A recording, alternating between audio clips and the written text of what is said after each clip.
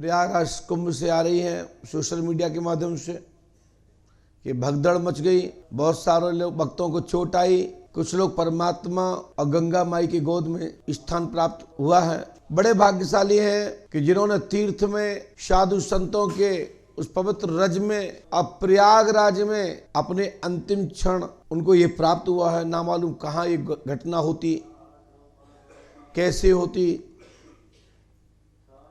परंतु मेरा उनके परिवार के लिए पंडोकर धाम की पीठ की ओर से साधुवाद आशीर्वाद कि आपको ये जिस तरह का संकट आपके बीच में आया, किसी का बेटा था, किसी की बेटी थी, किसी की माँ थी, किसी के पिता थे, भाई बंधु इत्यादि, इसका एक बहुत गहरा कष्ट होता है। इसको बांटने से भी नहीं बढ़ता, परंतु आत्म शांति परमात्मा से प्रार्थना कर, ईश्वर से प्रार्थना की जाती है कि इनके परिजनों को ये घोर संकट, ये कष्ट को सहन करने की क्षमता प्राप्त होवे। ऐसा पंडोकर धाम की पीठ की ओर से आप सबको साधुवाद आशीर्वाद। भगवान उस आत्मा को, वो पुण्य आत्मा को शांति प्रदान हो और पंडोकर धाम की पीठ की ओर से उनको नम्र श्रद्धांजलि। और साथ ही सभी पंडोकर धाम के प्रिय भक्तों को कि आप लोग तीर्थ यात्रा जाते हैं तो सावधानी रखना चाहिए, पंडोकर धाम में भी आते हैं तो सावधानी रखना चाहिए।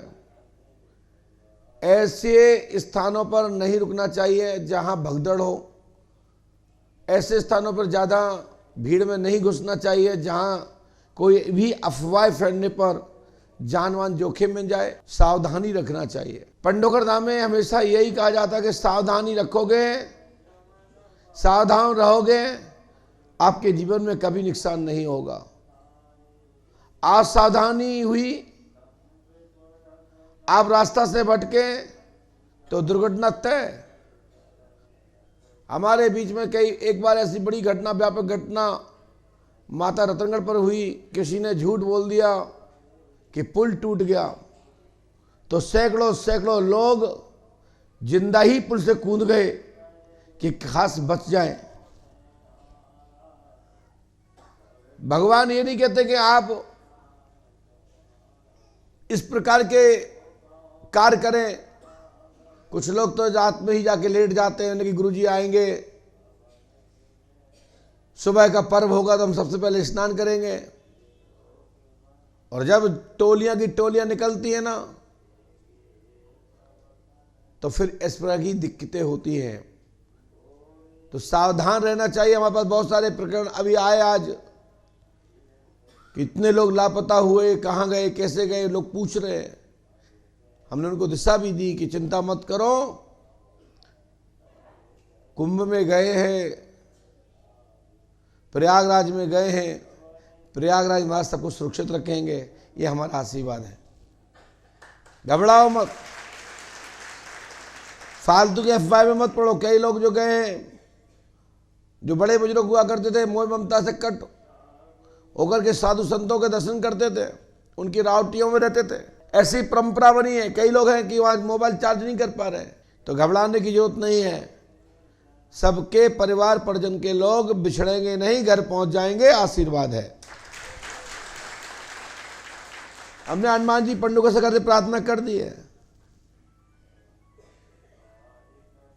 कि भगवान पंडोकर सरकार रक्षा करें, सहायता करें।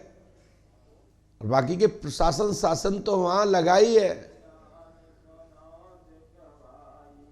बड़ी व्यापक व्यवस्था है, ऐसी कभी हुई नहीं जो इस बार आप प्रयागराज में देख रहे हो।